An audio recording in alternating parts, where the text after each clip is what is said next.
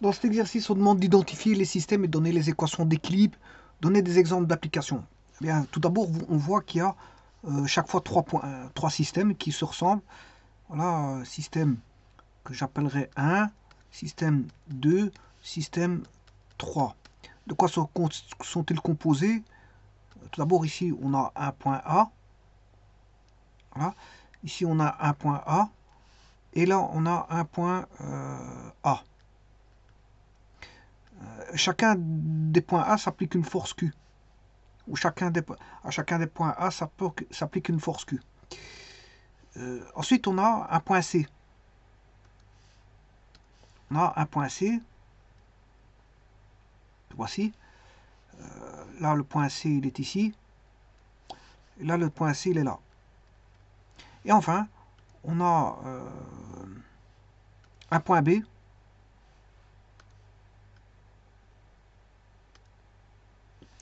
Un point B. Et un point B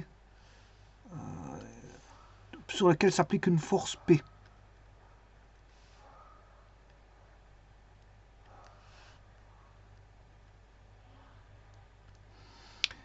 Donc on a un point qui pourrait jouer le rôle de pivot, ici qui est le point C, et a deux forces autour. Donc les systèmes, vous aurez compris qu'est-ce que c'est. Hein, si je fais la ligne d'action, si je mets la ligne d'action de Q, ça c'est la ligne d'action de Q qui est une droite. La ligne d'action de Q, la ligne d'action de Q, la ligne d'action de P, la ligne d'action de P, la ligne d'action de P. Alors, il existe une distance ici, une distance perpendiculaire, hein, attention que c'est une distance perpendiculaire, voilà, et une distance perpendiculaire ici. La distance perpendiculaire de la ligne d'action du vecteur Q au point C et bien sûr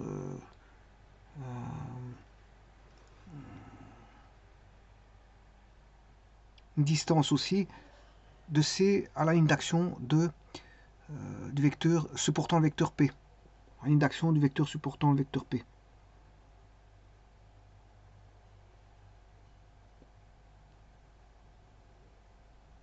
Alors supposons que ce point-là, je l'appelle l'intersection, l'intersection de voilà, de C, ici je vais appeler ça ce point-là, point d'intersection, qui est la perpendiculaire à la ligne d'action supportant le vecteur Q passant par C. Voilà, je l'appelais CK. Enfin K, je l'appelais K, je vais appeler ce point-là K. Idem C, bon CK il est ici. Il va se trouver sur le vecteur.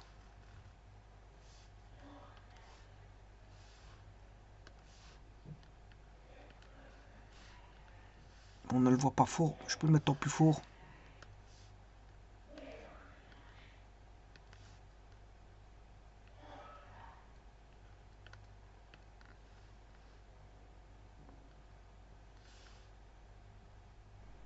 Alors pour celui-ci,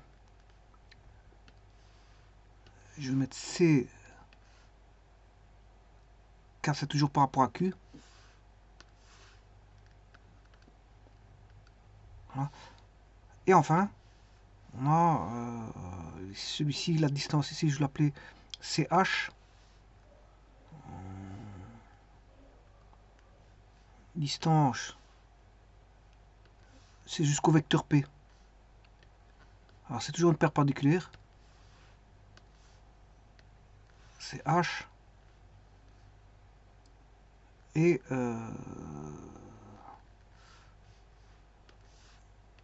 ici j'ai une perpendiculaire.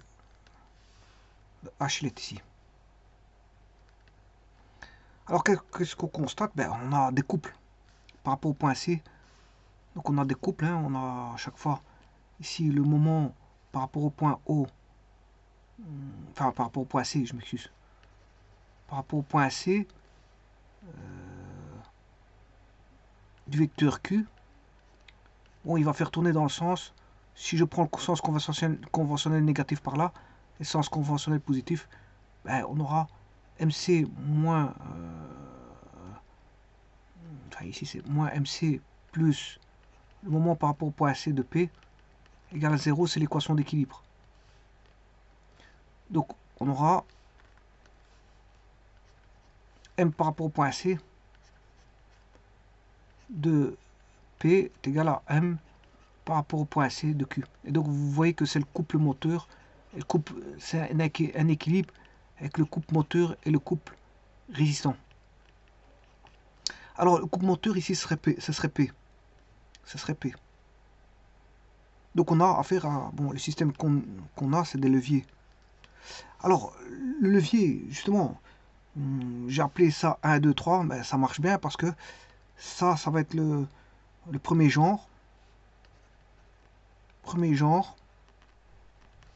Ça, c'est le deuxième genre. Et celui-ci, c'est le troisième genre. Alors, il y a d'autres noms pour ça. L'identification, c'est ça. Hein. Donc, identifier les systèmes, c'est premier genre, deuxième genre et troisième genre. Il y a des autres noms, bien sûr. Et donner les équations d'équilibre, ça a été fait. Donc, c'est le couple moteur est égal au couple résistant. Le couple moteur est égal au couple résistant. Alors, le couple moteur est formé par le vecteur P. Le vecteur P forme le couple moteur. Voilà, le vecteur P forme... Alors, ici, vous voyez que on a le point C qui est là. Et entre l'appui, ça c'est l'appui, ce qu'on appelle l'appui. Donc le point C, c'est l'appui. Le point C, ici c'est l'appui. Donc quand l'appui est au milieu, c'est un interappui. Donc le premier genre, c'est un interappui. Voilà. Deuxième genre, ben, c'est une charge donc, qui est là, au point A, c'est une charge, donc c'est la force résistante, c'est un interrésistant.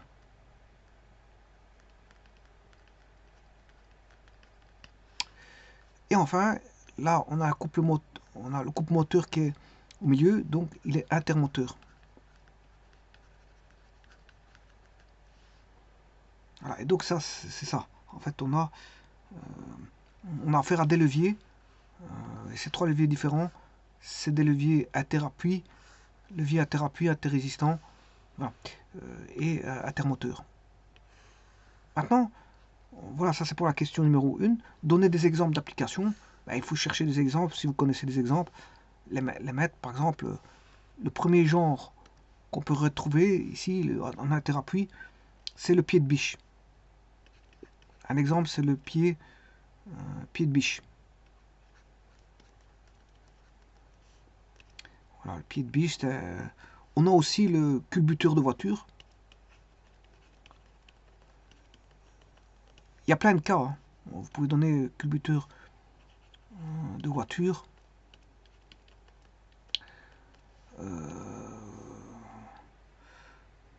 On a la pompe à main. Ou plutôt pompe à bras.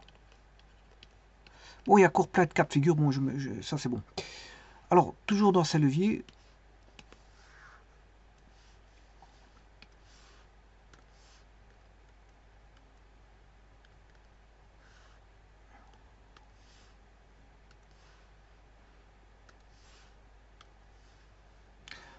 je vais mettre les interrésistants. Donc ça, c'est interappui. C'est le 1. Bon, interrésistant, ben, vous reconnaissez le levier qui est une brouette. On peut mettre, pour avoir la brouette, le casse-noix.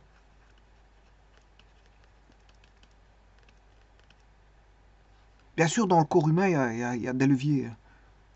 Vous aurez compris qu'il y a des leviers aussi au niveau de la mâchoire, des mains, des pieds, etc. On a des leviers au niveau du corps humain. On peut avoir la cisaille à lame.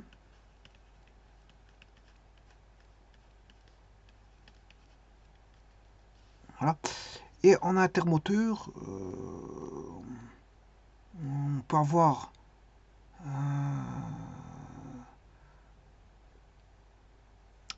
les taux. Bien sûr, les taux à pied. Les taux à pied.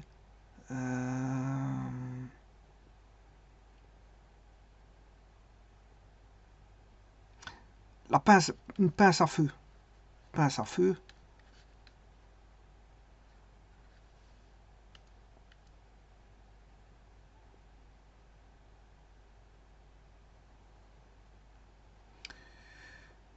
Alors je penserai aussi à une soupape de sûreté.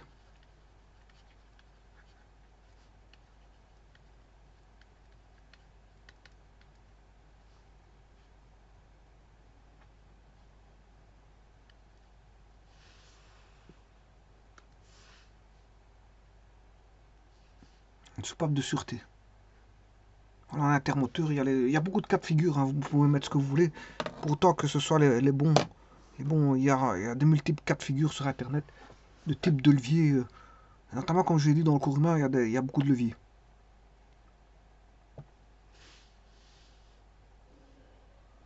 Donc, le système, c'était des leviers.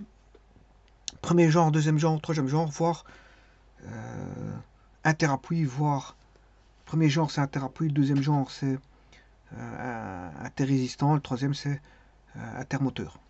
Ou, bien sûr, P, vous aurez compris que c'est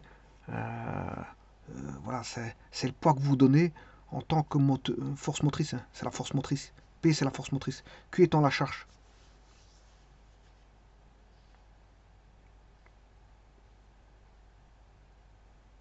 Et donc, si vous voulez faire les calculs, je peux les faire. Hein. On aura CK. Alors là, je peux écrire.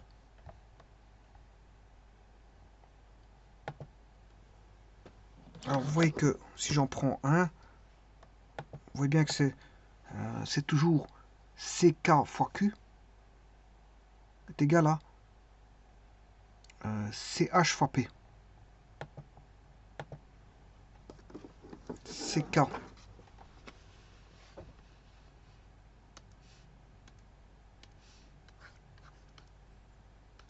fois la charge Q est égal à CP. C'est une distance, hein. C'est une distance. Fois P. P étant le poids. Donc je peux tout tirer le P. On peut trouver le P qui est Q fois...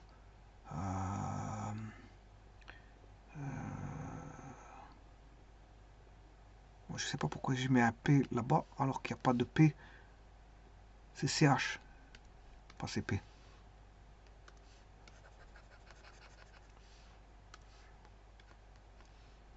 Donc Q c'est CK sur CH.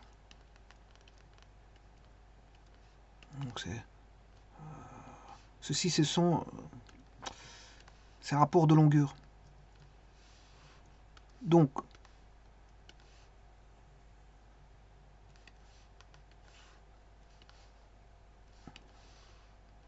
un rapport de longueur fois Q.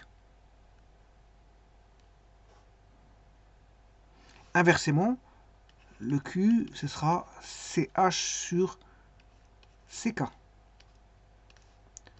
fois P. Voilà. Là, vous pouvez trouver le P connaissant tous les autres éléments, ou vous pouvez trouver le Q connaissant tous les autres éléments.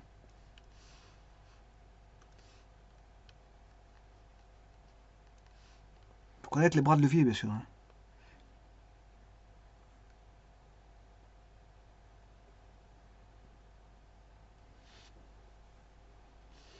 Alors, on peut trouver CH, voire CK.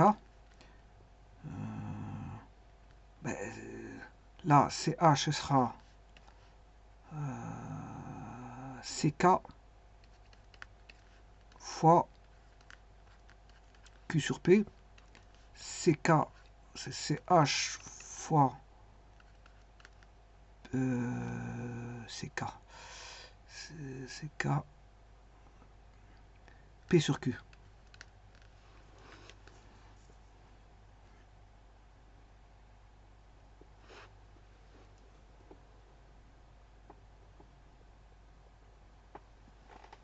Alors, je vous rappelle que CH et CK sont des distances en mètres. P et Q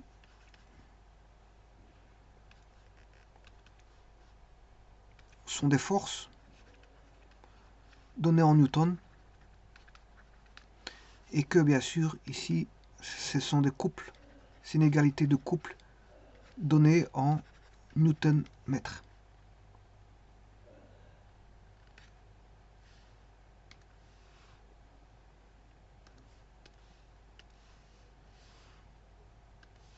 Donc on peut rechercher soit des distances, soit des forces, soit des couples.